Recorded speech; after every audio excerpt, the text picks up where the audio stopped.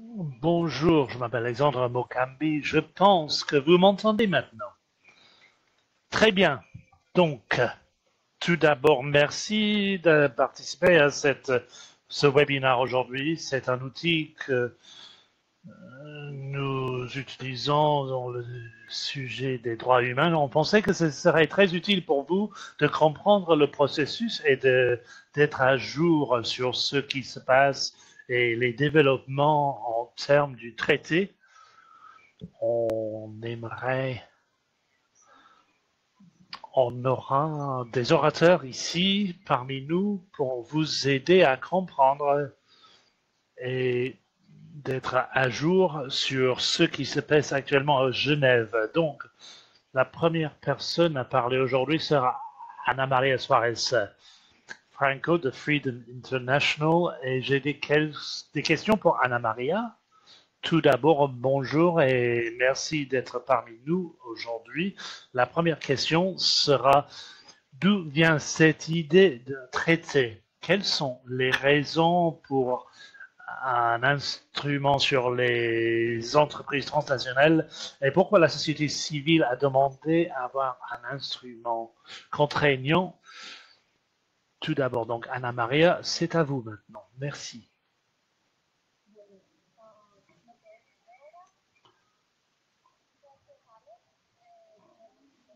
Okay, thank you, Alex, for this invitation to speak in this webinar. I hope I'm going to be able to answer your questions.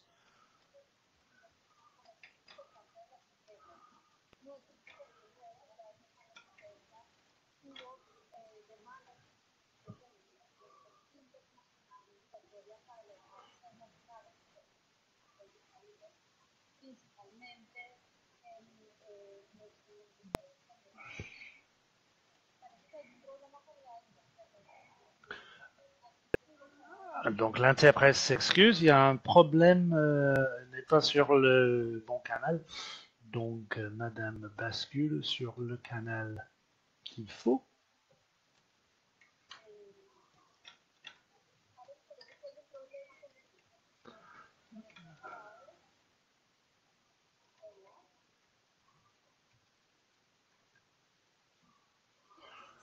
Oui, Anna Maria, il paraît qu'il y a un problème au niveau de l'interprétation. Nous allons vérifier, nous en sommes en train de vérifier comment résoudre ce problème de traduction.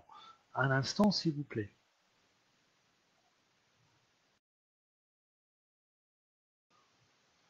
Bien, ok, je pense que nous avons résolu le problème qu'on avait, le problème technique qu'on avait, donc on va essayer cela encore une fois. Anna Maria, je vous demande de recommencer, s'il vous plaît. Merci.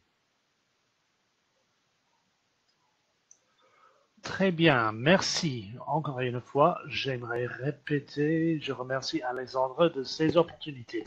J'aimerais vous rappeler que ces processus en termes de demander une réglementation internationale sur TBC-OBE, ce n'est pas une nouvelle initiative, mais dans les années 70, la société civile demandait ce genre de réglementation étant donné la complicité des entreprises transnationales avec des dictatures en Amérique latine, par exemple. Cependant, à l'époque, dans les années 70, certains pays industrialisés étaient contre. Ils essayaient d'avoir ce débat uniquement au niveau des experts ou parmi eux, sans aller donc porter cela au niveau de l'intergouvernemental. Selon la société civile, ces experts avaient une influence sur les entreprises. Donc, la réglementation, par exemple, l'OCDE, les lignes directrices sur les accords au niveau mondial, commençaient à être la référence jusqu'à ce que on avait les principes d'avoir une réglementation sur les sociétés et les droits humains. Donc mais cela n'avait pas d'aspect obligatoire pour les sociétés et il n'avait pas de définition des obligations de l'État envers une réglementation sur l'entreprise. Parmi ces réglementations, parmi les caractéristiques, il y avait manque d'explications sur la manière dont les États devraient gérer les entreprises lorsqu'ils allaient au-delà de leurs frontières, c'est-à-dire à l'extérieur du pays. Leurs obligations au niveau des États, au niveau d'une obligation transnationale. À ce moment-là, il y avait l'obligation morale des sociétés, des entreprises, mais là, on demandait aux sociétés, d'un point de vue d'une responsabilité juridique. Depuis quelques années, lorsqu'on demandait ces traités contraignants, on a vu une augmentation au niveau des abus des droits humains dans certains pays. On a vu que les grandes sociétés comme Blackside, les sociétés minières, étaient les sociétés qui avaient commis ces abus à travers le monde. En même temps, il y avait une symétrie juridique au niveau où les sociétés obtenaient des droits ou des concessions au niveau des investissements, au niveau international, les obligations des États pour gérer les entreprises étaient toujours aussi faibles et n'avaient pas de remède effectif contre les individus ou les sociétés. En même temps, on a vu un processus d'arrêt des entreprises où les grandes entreprises avaient toujours leur influence sur les gouvernements à différents niveaux. Mais on peut rentrer dans les détails de ce sujet plus tard. Où est-ce que cela nous a mené? Nous avons maintenant de nouveaux défis. Et ces défis, pardon, je m'excuse, j'ai toujours des problèmes Internet. Ces défis impliquaient par exemple que les sociétés au niveau des obligations n'étaient pas claires. On avait aussi des mécanismes de remède qui n'étaient pas efficaces et des sociétés à l'extérieur du pays n'étaient pas en conformité avec ces contraintes. Je m'excuse, c'est l'orateur qui parle. J'ai toujours des problèmes avec mon ordinateur, dit Madame. Donc, à un instant, je vous demande. Donc,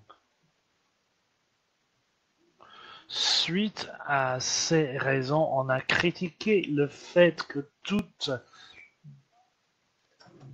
se portait sur l'aspect moral ou volontariat et on a remarqué que cela était un genre d'avoir une situation asymétrique où tous les victimes, donc cette situation n'était pas claire entre les individus et les entreprises transnationales. Donc je me demande un instant encore, j'ai des soucis avec mes notes. Ok, Alexandre, je pense que voilà, c'est une réponse pour la première question. On peut peut-être changer maintenant de question dans votre deuxième question, s'il vous plaît. Ok, merci Anna-Maria d'avoir répondu à cette première question. La deuxième question que j'ai aujourd'hui, c'est pourquoi et quelles sont les propositions de la société civile?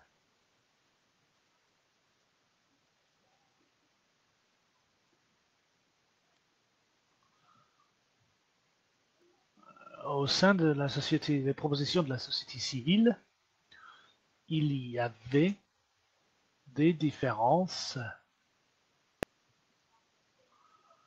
sur les cessations de l'alliance, non seulement au niveau de cette alliance, mais aux différentes organisations. Les 48, les autres en 2013, on a vu que les lignes directrices au niveau des principes n'étaient pas suffisantes pour défendre les droits humains, les droits des individus. Pour l'organisation, ils ont signé une déclaration cette année-là, en septembre 2013, le Congrès des individus qui était fêté par le réseau DESC. On avait notre première déclaration signée par plus de 1000 organisations au sein des demandes incluses. Ils ont inclus la création d'un traité contraignant qu'on appelle maintenant le groupe de travail intergouvernemental, où nous sommes en train de négocier le traité afin d'avoir une réglementation pour les sociétés au niveau national, international, en termes d'obligations. Il nous faut un mécanisme pour les victimes et afin de réparation et d'autres mécanismes pour les États, y compris les États qui avaient des sociétés, des entreprises transnationales ou des sociétés d'approvisionnement. On demandait aussi des mécanismes de responsabilité pour les entreprises transnationales de suivi et de droits humains et au niveau de la protection de ces droits. De ces points de vue partagés, qui était incluse dans cette déclaration, on avait d'informations qui vont être expliquées plus en détail par d'autres orateurs. Alex, je vous repasse la parole. Merci Anna Maria de cette explication. Je demande maintenant à Sanem Amin de l'Asie-Pacifique sur les femmes, le développement et la loi. Sanem, nous avons une question pour vous ici. Pourquoi est-ce qu'on devrait avoir un aspect féministe à cet traité?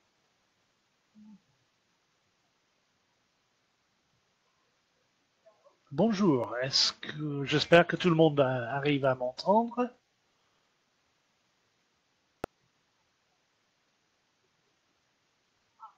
Très bien.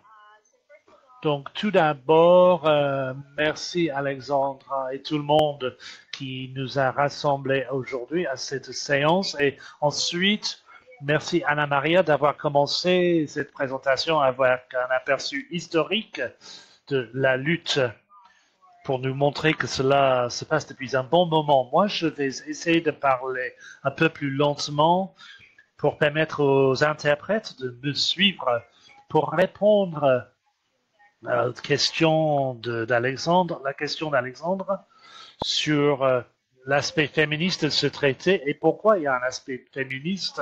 Je vais faire un marche en arrière pour dire que la séance de l'année dernière, on a trouvé que beaucoup d'organisations féministes étaient dans les coulisses de cette séance et on a reconnu qu'il y avait une expérience partagée à travers les régions de l'Amérique latine, Afrique, et l'Asie-Pacifique où je me situe, ma région,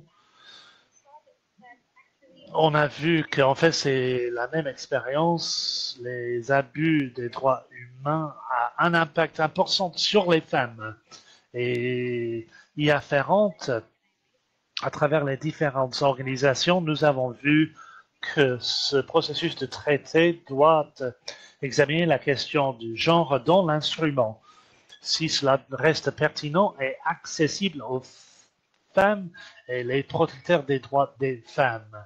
Et on ne voit pas ce traité comme une solution à part. Nous espérons que cela fera partie d'un cadre plus large du processus des droits humains, y compris les organisations sur les traités et les définitions de politique comme le développement durable. Et on veut faire en sorte que ce traité réponde au genre au lieu d'être sensible au genre. Et je veux expliquer la différence ici. Lorsque quelque chose, un processus est sensible au genre, cela reconnaît qu'il y a des différences sur l'impact sur les femmes et responsive à cette question veut dire que vous allez répondre à cette question de manière active. Et ce traité contraignant a la possibilité d'être l'une des moyennes d'adresser cette question d'inégalité et non seulement d'un point de vue du genre, mais aussi d'un point de vue interdisciplinaire.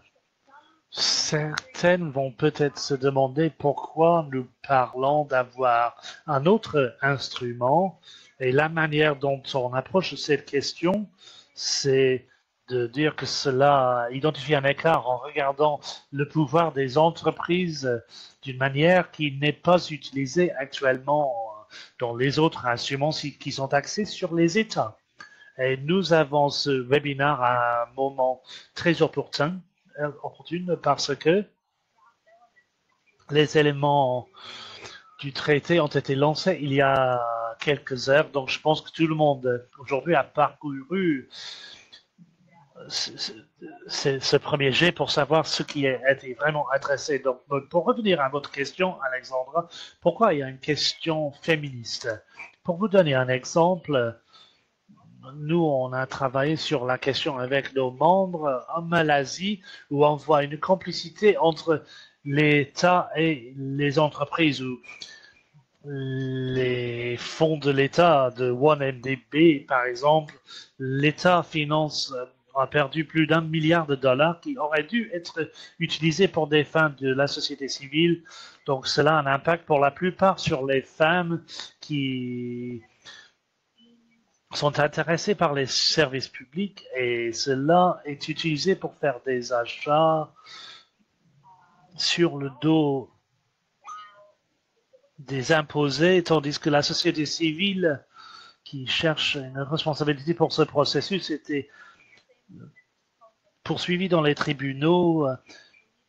Le leader des organisations a été arrêté et détenu à part en solitaire pendant 11 jours. Donc, cela montre les expériences ceux qui protègent les droits des femmes. Et on voit que cette manifestation du pouvoir de l'entreprise doit être contrôlée comme une représentation de cet aspect de patriarche. Et ce traité fait partie de l'accès aux remèdes, différents remèdes, et va à l'encontre de l'espace et le pouvoir des entreprises qui ont beaucoup d'options pour se protéger eux-mêmes. Les accords les protègent à travers l'IFDS, le mécanisme d'État investisseur, mais il n'y a pas de mécanisme qui les permet aux individus de contrer les abus commis par les entreprises. Donc, pour terminer, on sait que beaucoup approchent ce processus de beaucoup de différents points de vue, les droits des indigènes, les travailleurs dans les marchés et aussi de suite. Mais l'approche féministe, c'est une approche intégrée, une approche intersectionnelle qui reconnaît que les femmes et genres sont une partie intégrale des droits humains qu'on veut être reflété dans les traités et dans le plaidoyer des différents partenaires. Merci beaucoup, Alexandra.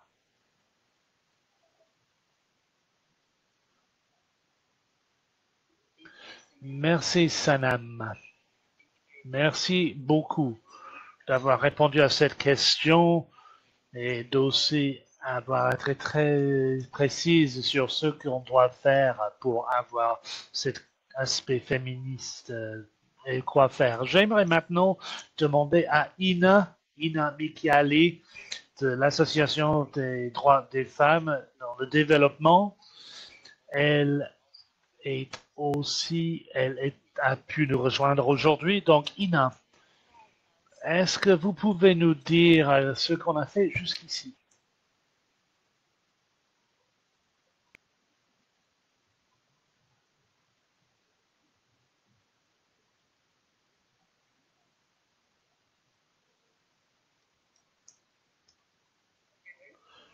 Bonjour. Est-ce que vous m'entendez? Très bien, très bien. Bonjour tout le monde. C'est un plaisir de voir autant de noms que je reconnais. Donc, qu'est-ce qu'on a fait? En tant qu'organisation des droits des femmes, on est très intéressé par le traité contraignant jusqu'ici, mais comme on a entendu, on s'est rassemblé l'année dernière pour reconnaître qu'il y a l'opportunité d'avoir un équilibre des genres dans ce processus d'un point de vue intersectionnel aussi, reconnaître les droits et les responsabilités de chaque personne dans le conçu des abus commis par des entreprises. Donc, l'année dernière, on a fait une déclaration partagée de la part des droits, d'organisation des droits des femmes. On a été en contact depuis pour poursuivre le processus à travers la région. On a eu un événement à Genève au mois de juin pour les femmes contre le pouvoir des entreprises, pour souligner la manière dont les femmes sont concernées par le pouvoir des entreprises, mais aussi notre stratégie de résistance et les défis spécifiques et les espoirs d'un point de vue des protégeurs des droits des femmes. Et de manière plus récente, on a fait des suggestions clés pour le traité comme on le considère aujourd'hui et la manière dont ce traité pourrait être axé sur les besoins des femmes. Donc, afin d'évoquer ces 3 suggestions clés que nous avons dans notre processus de plaidoyer sur l'impact des évaluations sur le genre, l'impact sur les genres, l'évaluation d'impact avant toute activité commerciale. Notre deuxième pointe, c'est l'accès remède, reconnaître les difficultés spécifiques des femmes et les défendeurs des droits de l'homme pour poursuivre la justice. Et en dernier lieu, reconnaître la protection des défendeurs des droits des femmes et de toutes défendeurs des droits humains. Et bien sûr, reconnaître le fait que les femmes sont en première ligne pour protéger leur communauté. Donc voilà ce que nous avons fait jusqu'ici. Et nous sommes, on espère que beaucoup d'autres organisations des femmes et des féministes à travers la société civile et plus loin vont rejoindre nos efforts collectifs et on espère vous voir à Genève avant la prochaine réunion afin de se solidifier notre stratégie ensemble. Merci Ina. Merci beaucoup d'avoir expliqué ce que font le mouvement féministe et les organisations féministes pour aider le processus et de faire en sorte que notre voix est entendue. Donc maintenant, j'aimerais demander à un autre orateur,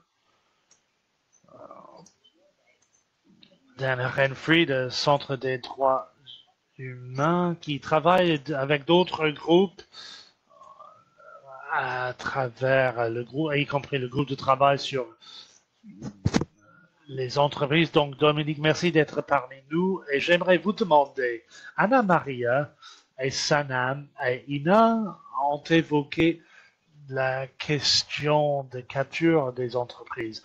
Donc, est-ce que vous pourriez nous expliquer qu'est-ce que cela veut dire, capture?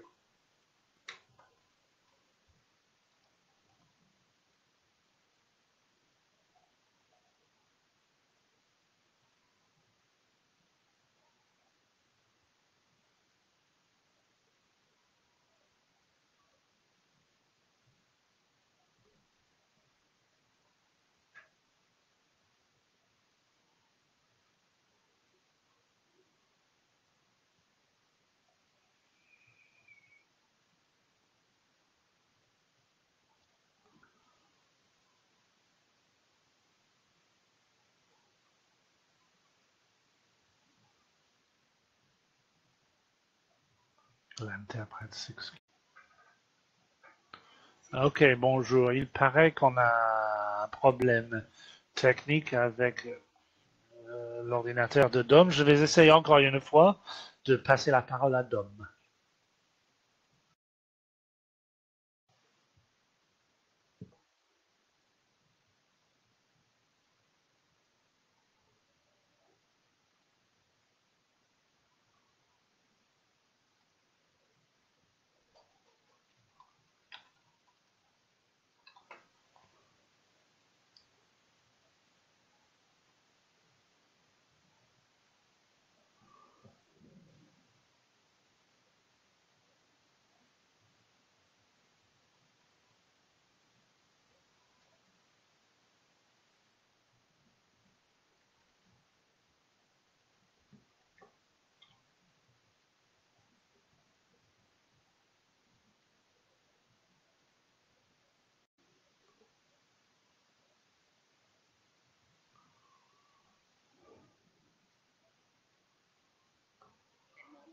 Fernanda, j'espère que vous m'entendez.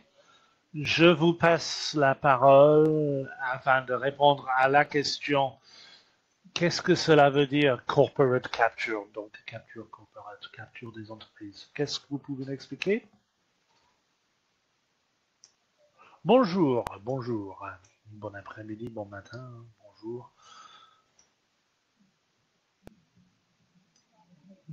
Le projet sur ce capture corporate des réseaux des ESC et des collègues d'autres organisations telles PODER en Mexique, en Amérique latine, on essaie d'élaborer une définition qui traite des peurs des entreprises dans l'espace de prise de décision publique. Cela pourrait comprendre différents éléments que nous avons définis basés sur des exemples concrets, c'est-à-dire l'interférence dans le processus d'élaboration des lois. Ces termes-là, c'est l'exécutif des différents États. Cela, je veux dire, où les grosses entreprises on essaie d'avoir leur impact sur les réformes dans la conception et l'élaboration de politiques publiques. Il y a un autre élément que nous voyons dans cette question, c'est-à-dire l'interférence dans le processus juridique. Cela est, par exemple, les différentes manières dont nous avons les répercussions sur la manière dont les juges sont nommés et aussi leur impact, leur interférence dans des cas concrets qui capturent ce qui se passe au niveau des cours à travers le monde. C'est une activité internationale. Nous avons aussi défini une diplomatie économique. Cela veut dire qu'il y a des lobbies où il y a un lobby à travers pour essayer de capturer des sphères internationales à partir des organisations multilatérales avec les influences des ambassades ou d'autres pour essayer de protéger des investissements même avant les droits humains de la part des entreprises. Un cas dont on a fait l'analyse, c'était au Mexique pour les investissements de la part des Canadiens. Les investissements étaient protégés par l'ambassade canadienne, même où c'était bien défini que les sociétés étaient en brèche des droits humains dans les communautés au niveau local. C'est ce qu'on appelle la diplomatie économique. Nous avons vu aussi une manipulation au niveau des communautés. Là, on veut dire que différentes sociétés essayaient de diviser afin de conquérir, comme on dit de manière traditionnelle. Cela pourrait être en donnant des paiements aux leaders dans les communautés en fournissant des services ou des biens qui auraient peut-être leur influence sur la prise de décision des communautés où les produits viennent dans les territoires. C'est une pratique commune. On voit aussi la sécurité au niveau des forces de sécurité publique qui deviennent privées. La sécurité publique ou les forces de l'ordre public fournissent des services aux entreprises privées où on peut aussi évoquer des sociétés privées ou la sécurité des entreprises privées. C'est des manifestations publiques et je vais arrêter mes commentaires jusqu'ici pour permettre aux autres d'avoir l'opportunité de parler. Merci Alexandre. Ok, merci Fernanda. Merci de cette explication de ce que cela veut dire parce que nous avons évoqué cette question à plusieurs reprises et ceux qui nous écoutent aujourd'hui doivent savoir de quoi nous parlons exactement lorsqu'on parle de corporate capture. Donc maintenant, on va essayer de se mettre en contact avec Dominique encore une fois, c'est la question maintenant, c'est de savoir comment cette capture corporate pourrait avoir un impact sur le processus du traité. Donc, on espère qu'on pourra entendre Dom maintenant. On va essayer.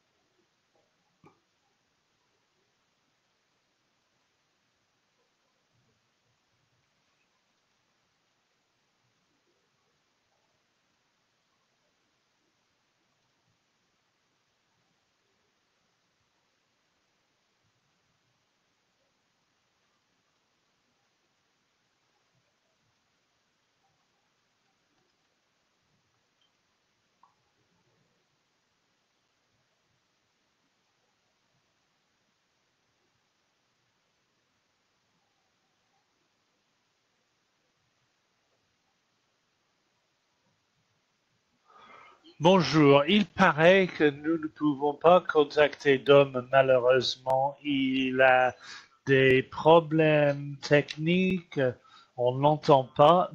Donc, ce que je vais faire, c'est de donner la parole à Fernanda encore une fois, de demander à Fernanda de nous expliquer comment cette capture corporate pourrait avoir un impact sur le processus du traité. Est-ce que vous pouvez nous l'expliquer?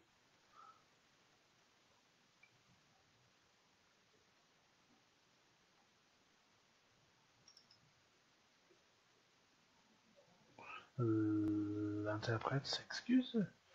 Il n'y a pas de son de la part de l'orateur.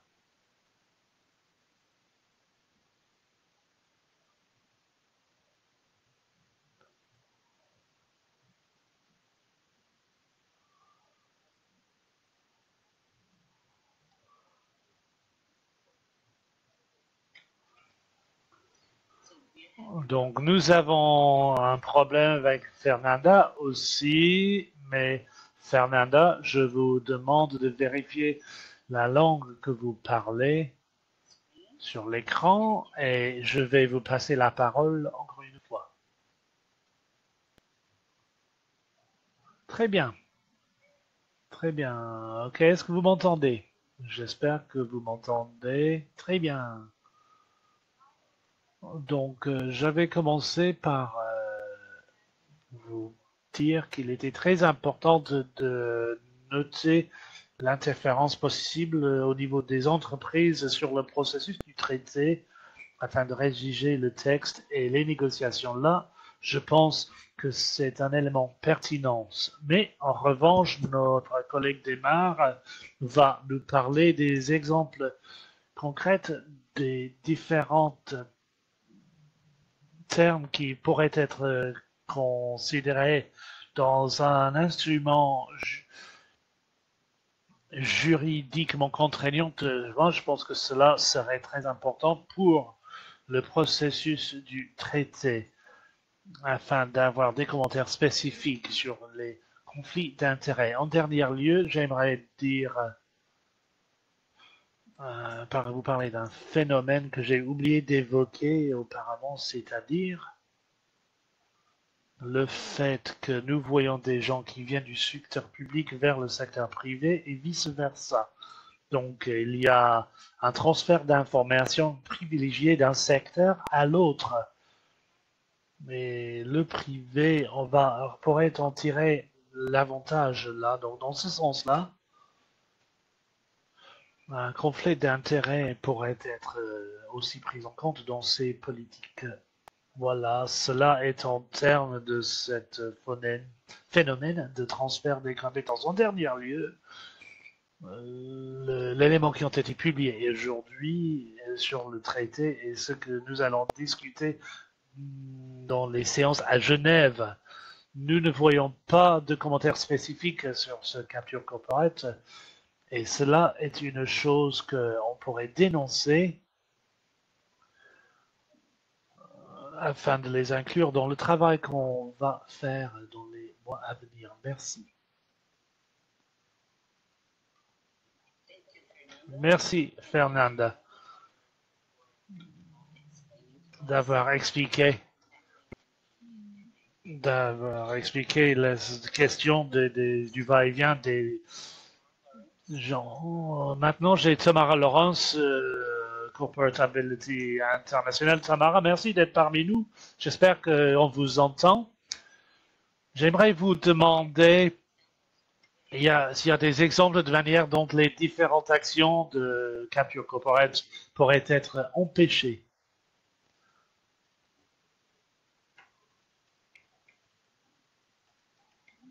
Merci, Alex. Est-ce que tout le monde m'entend? Très bien, très bien.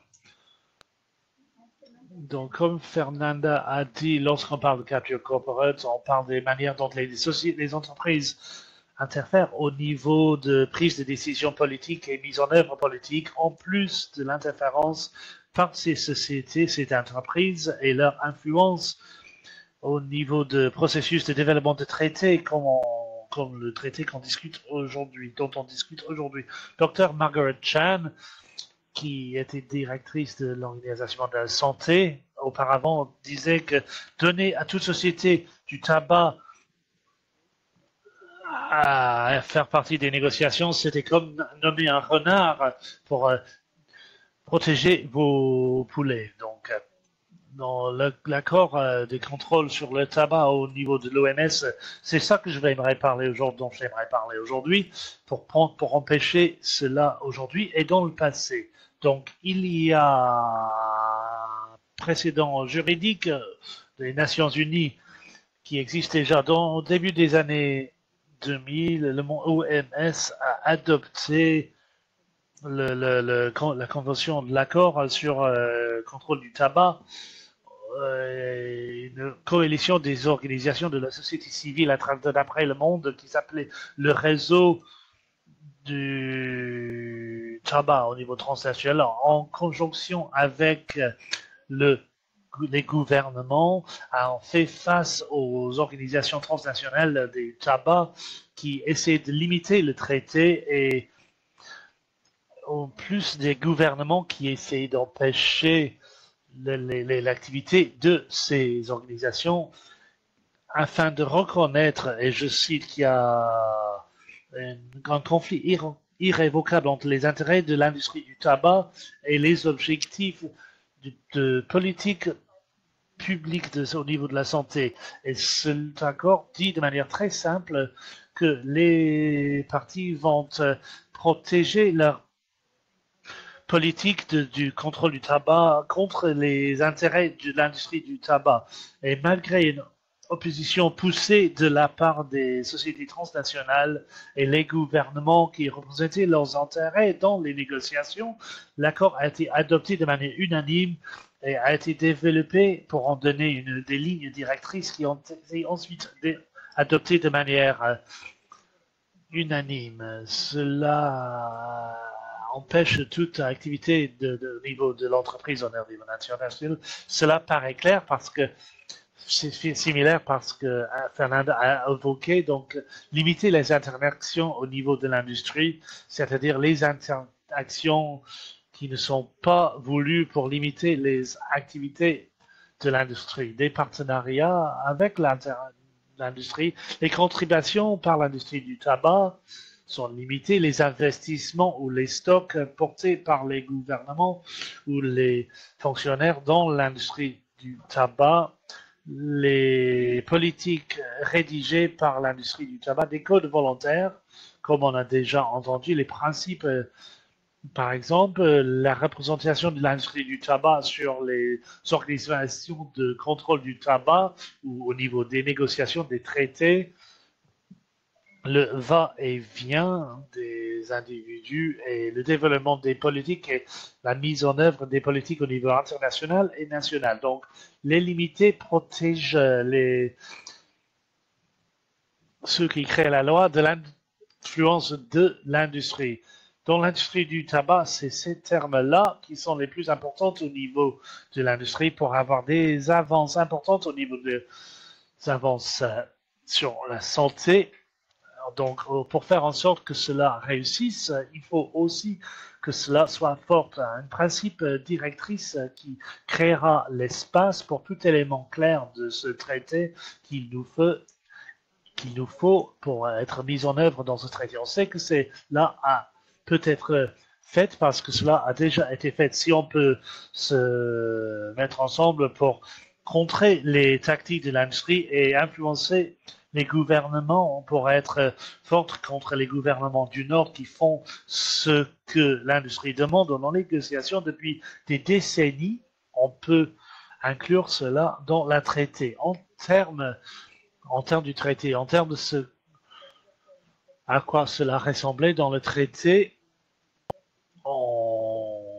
ce qu'ils veulent faire, c'est de protéger à la fois les négociations de capture corporate et l'interférence, en plus de protéger les définitions et mises en œuvre de politiques au niveau national qui viendraient à la suite de cette revendication des traités de toute capture publique. Je vais m'arrêter maintenant pour repasser la parole à Alex. Merci.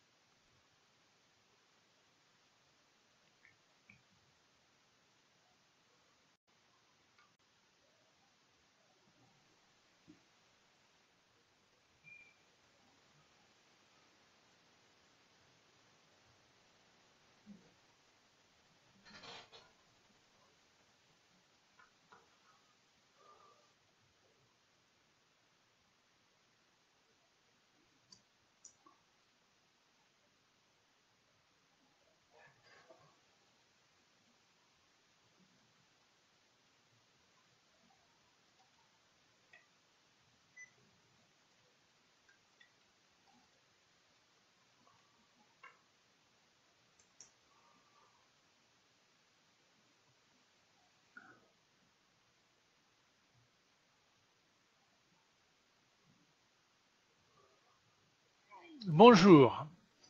Donc, je m'excuse. Moi, j'ai des problèmes techniques actuellement. Je vais passer la parole à Ana Maria Suarez. Merci, Ana Maria. Ana Maria Suarez Franco. Merci beaucoup, Alex. Bien, maintenant, on aimerait vous dire ce qui va se passer au mois d'octobre.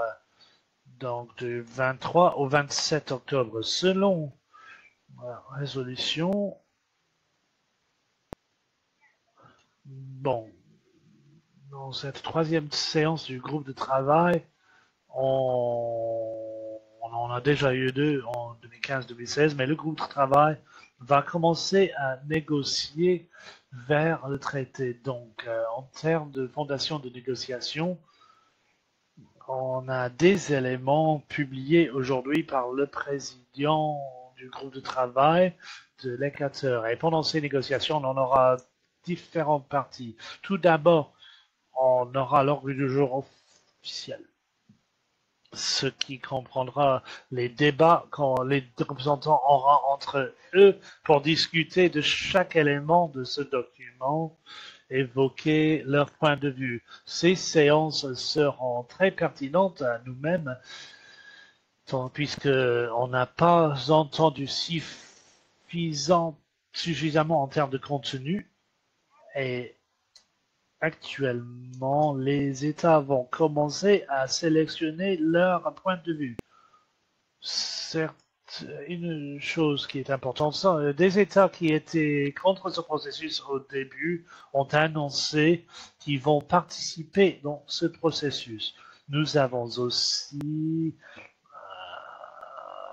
un point de vue, un lobby très important d'un point de vue de la société civile, avec environ 200 participants dans cet aspect de lobbying. Alors, on aura des activités au niveau des Nations Unies et à l'extérieur des Nations Unies aussi. Des activités au sein des Nations Unies. On aura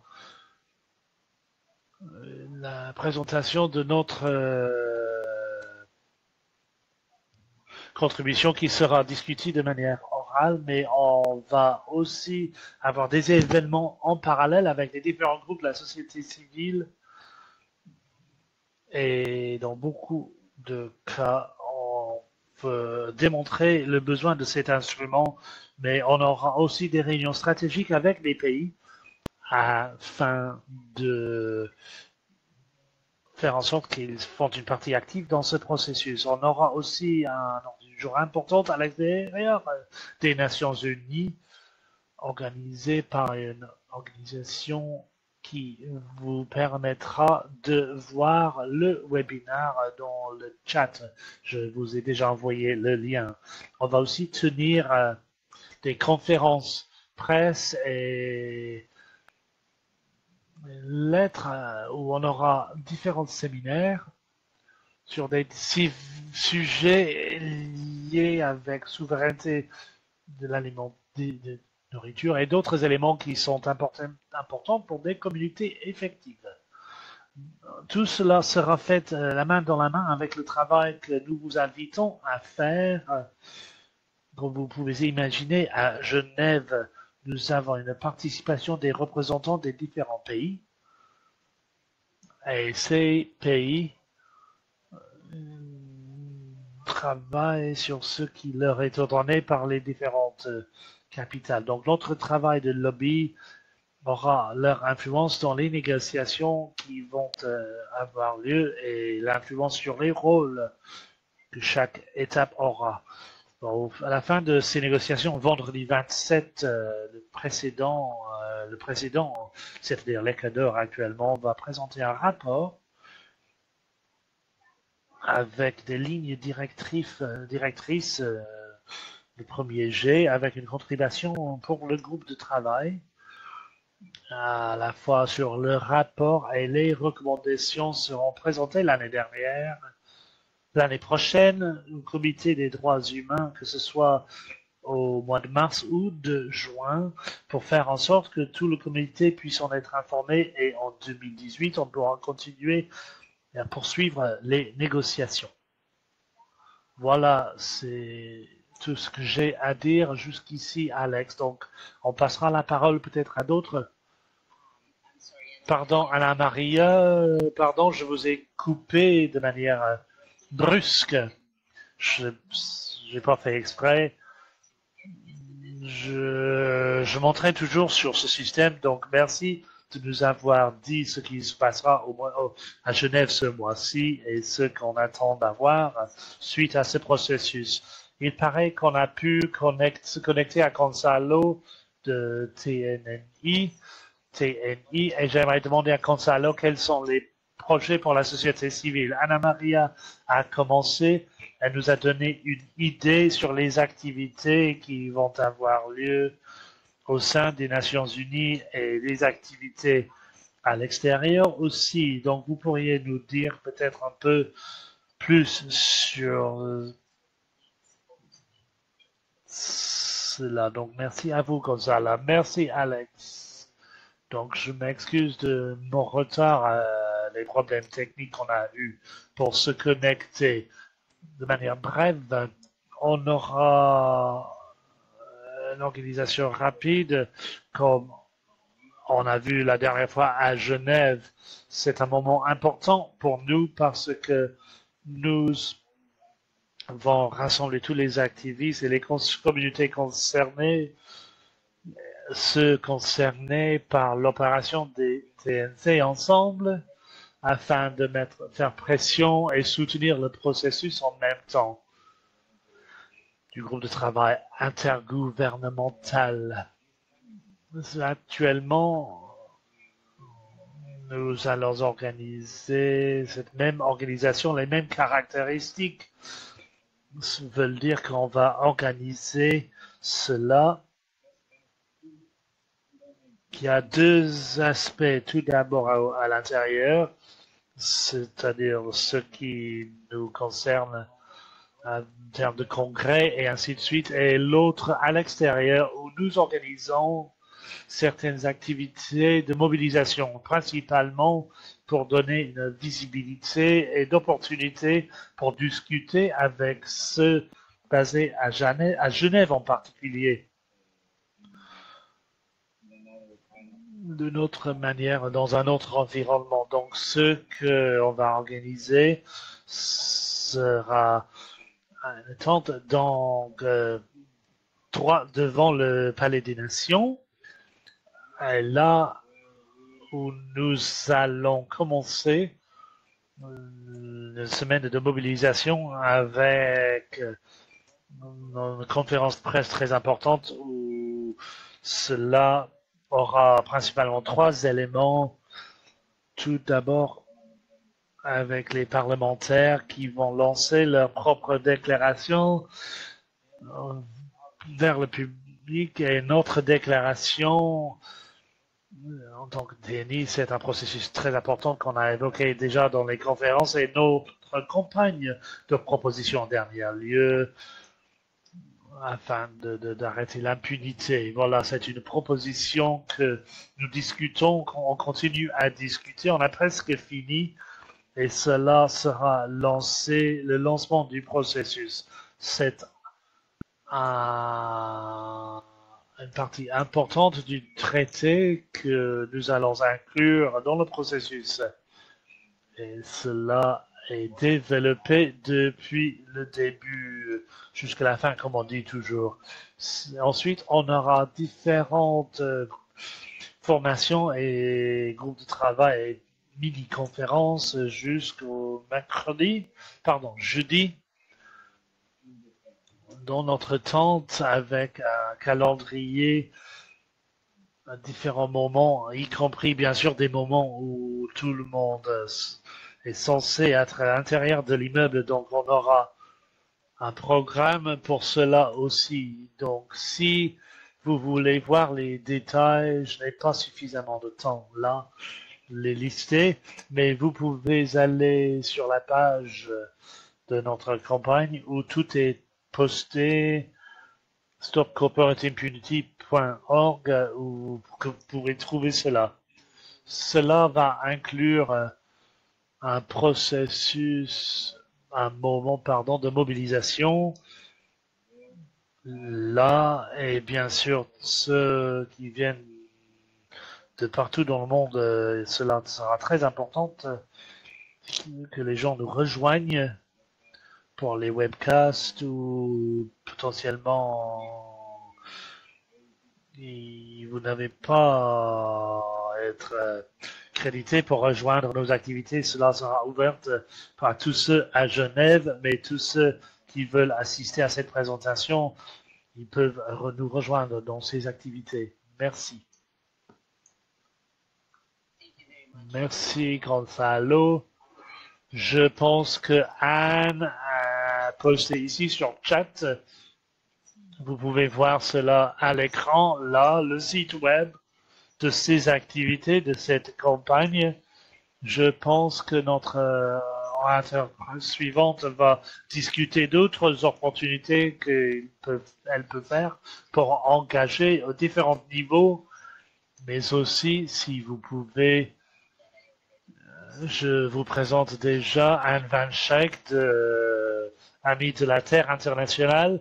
Bienvenue, et si vous pouvez adresser et dire aux gens où ils peuvent trouver plus d'informations pour s'engager. Donc la question de savoir qu'est-ce que les gens peuvent faire pour s'engager à différents niveaux et comment est-ce que les gens qui n'assistent pas à la réunion à Genève peuvent prendre action pour soutenir ces initiatives. Donc, Anne, merci beaucoup. C'est à vous maintenant. Oui. Merci, Alex. Est-ce que tout le monde m'entend? J'espère que vous m'entendez bien. Ok, je vais mettre dans la chat, je vais vous montrer les options des activités que vous pouvez faire avant Genève, que je vais discuter rapidement. Ensuite, je vais vous dire ce que vous pouvez faire pendant qu'on est tous à Genève. Je fais partie des Amis de la Terre Europe, on fait partie des Amis de la Terre, mais moi je vais passer à Bruxelles. Donc tout d'abord, si vous n'avez pas encore fait, nous pensons qu'il est très important de signer notre déclaration que j'ai affichée et le lien web ici. En deuxième lieu, je ne sais pas si tout le monde en est conscient, mais nous avons depuis le Parlement européen l'initiative qui n'est que pour les membres des parlements des nations, au niveau national et régional pour signer ce traité. Nous pensons que c'est un outil très important pour d'avoir des hommes politiques au niveau national pour parler des lois en termes des droits humains. Donc le site web bindingtreaty.org et nous espérons que vous pouvez utiliser cet outil, les envoyer à vos membres, vos députés. On a des lettres disponibles en anglais, espagnol, français et italien. Voilà les traductions, je vous les envoie pour ceux qui en ont besoin. En troisième lieu, vous pouvez aussi envoyer une lettre à votre gouvernement avec un questionnaire. Et sur le site web treatymovement.com, vous pouvez voir un modèle pour demander à votre gouvernement d'évoquer leur position sur ces négociations et comment les gouvernements se préparent. Je trouve cela très utile pour négocier de manière directe avec vos gouvernements. Vous pouvez dire aussi aux autres, par exemple, aux médias au niveau local, mais aussi parler à vos amis, parler à d'autres organisations, aux activistes, afin de s'assurer qu'ils sont tous conscients de ce qui se passe. Voilà, il y a un modèle aussi sur notre site web. En dernier lieu, mais je veux souligner le fait que cela est un outil très important, c'est notre Twitter, les mots dièses qu'on utilise, Binding Treaty, par exemple, Stop Corporate Abuse, Stop Corporate Power, et à travers ces mots dièses, on reste informé, on vous informe de ce qui se passe. On a trouvé cela très utile d'avoir cet outil lorsqu'on est actif sur Twitter où on veut souligner des développements importants comme la publication des éléments qui a eu lieu aujourd'hui. Donc voilà ce que vous pouvez faire avant Genève. J'aimerais aussi vous encourager, si vous ne l'avez pas encore fait, de vous connecter aux différentes listes IMA, par exemple pour les ONG en Europe, il y a une autre liste, mais d'autres listes aussi pour les différentes régions. IMO-liste. Donc, j'aimerais aussi vous dire ce que vous pouvez faire pendant Genève, parce que comme vous avez entendu depuis Anna et Gonzalo, il se passe beaucoup à Genève. Il ne faut pas oublier l'importance d'être à Genève avec beaucoup de représentants, d'activistes, des gens concernés, des ONG, parce que cela a un impact important. Les États voient que cela nous est important et ils répondent. Donc on trouve cela très important et je trouve que nous avons beaucoup d'activités, nos événements dans les coulisses, nos actions, mais je pense qu'il est aussi important de garder la pression au niveau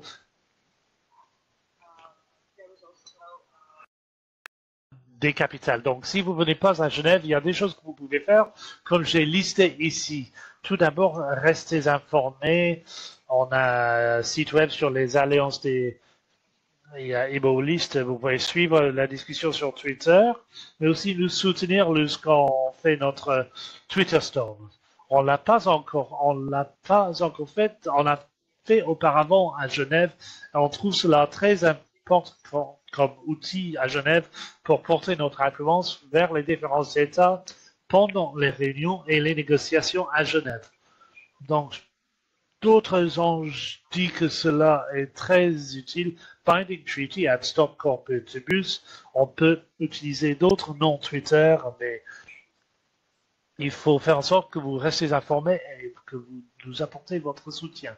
Merci, Alex.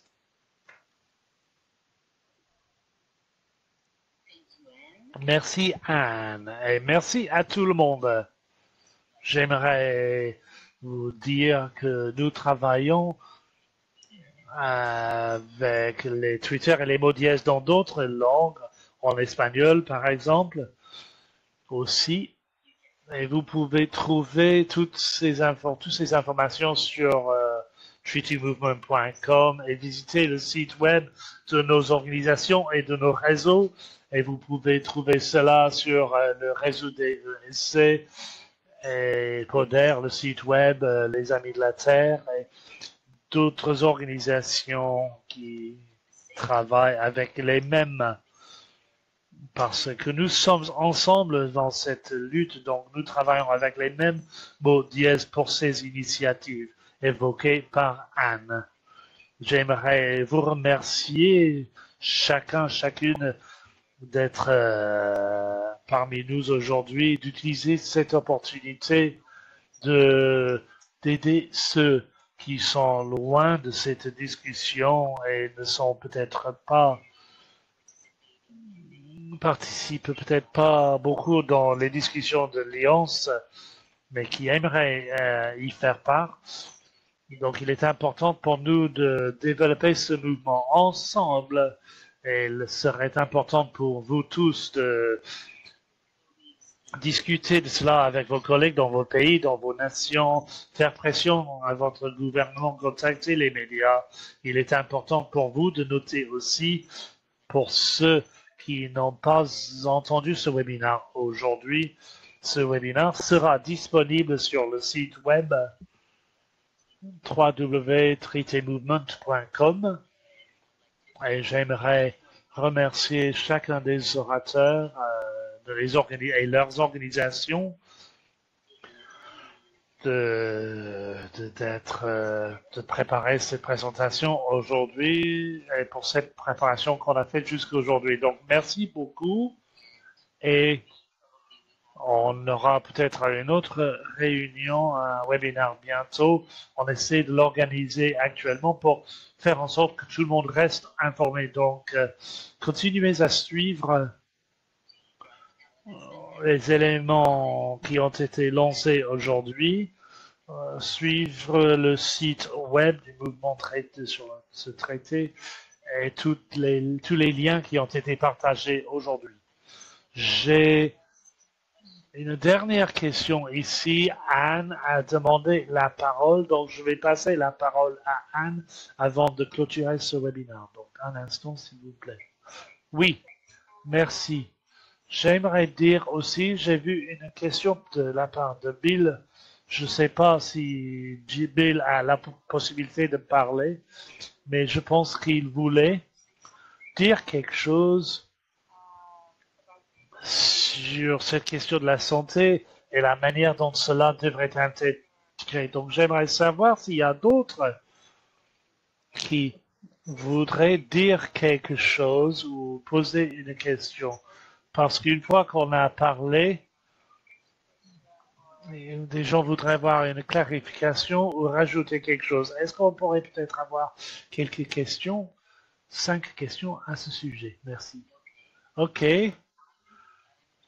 J'aimerais donc passer la parole à Sergio afin qu'il puisse m'aider à vérifier les questions que nous avons reçues. Je pense qu'il nous reste quelques instants pour adresser ces questions. Je vois que Anna Maria a commencé à répondre par chat. Donc un instant et je vais passer la parole à Sergio.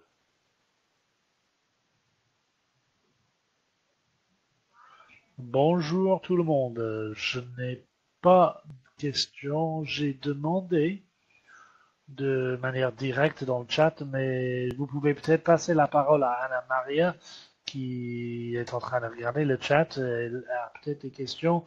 Je n'ai pas de questions moi-même. Merci Sergio. Je vais passer la parole à Anna Maria afin qu'elle puisse adresser la question identifiée par Anne et pour voir si elle a d'autres questions. Voilà, c'est à vous Anna Maria.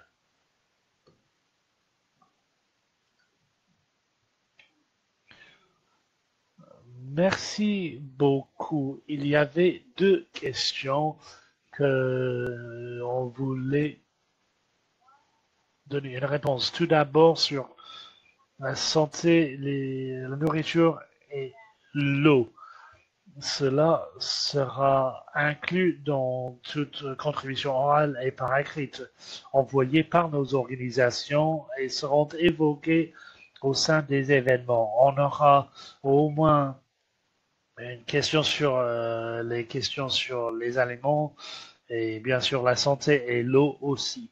Et je sais que cette question, il y aura des ateliers sur le sujet de va-et-vient du personnel. On essaie de renforcer le lien avec les organisations qui travaillent sur les questions de la santé, donc on va sûrement traiter de ce sujet. J'ai aussi vu que les questions que vous aviez au niveau de l'OMS sur les standards spécifiques sur Capture Corporate. Cependant, les standards étaient plutôt flous. L'autre question, c'était de savoir comment améliorer ce processus pendant le processus du traité. Pour dire vrai, jusqu'aujourd'hui,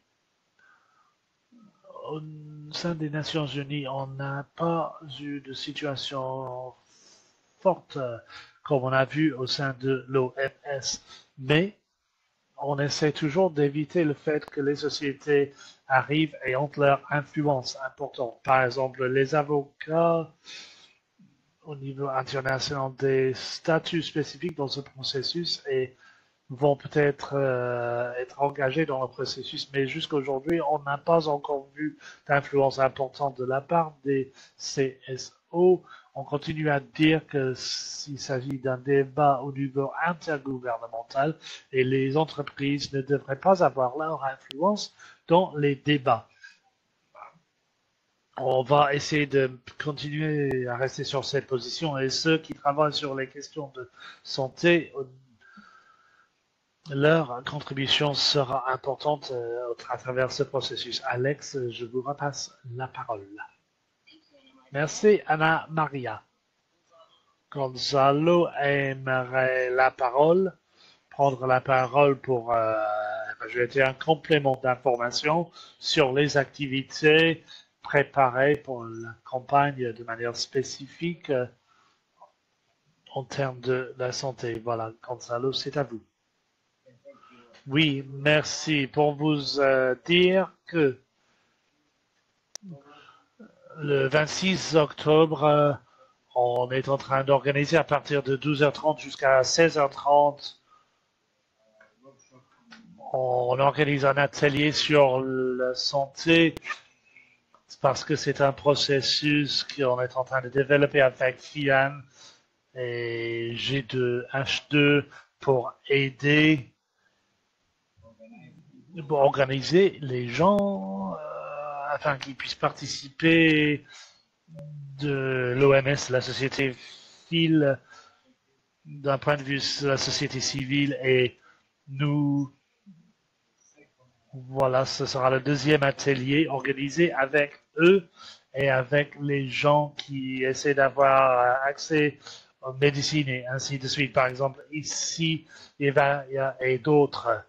Donc, c'est un moment important afin de stratégiser cette question de la santé en termes d'entreprise et le processus des traités. Et ensuite à cela, il y aura une session ouverte à 15h15 dans l'attente de notre campagne sur la place des Nations, donc sur la place des Nations devant le Palais des Nations. Donc voilà, tous ceux qui sont intéressés par, vous pouvez nous dire cela ou vous pouvez assister directement à ces deux moments qui sont aussi dans le programme. Donc vous pouvez avoir les adresses des lieux et ainsi de suite là. Voilà, donc merci Alex. Merci Gonzalo. Donc, je vais clôturer la séance maintenant parce qu'on arrive à la fin. J'aimerais, de la part du réseau DEC, j'aimerais remercier tous les membres de l'Alliance des traités, FION, APWLD, Avid, Poder, Center for Constitutional Rights, Corporate Accountability International, Transnational Institute, et les Amis de la Terre d'avoir assisté et d'être si utile à ce webinaire. Je vous remercie tous et toutes. J'espère vous voir lorsque on aura notre prochaine séminaire donc à Genève bientôt. Merci, au revoir.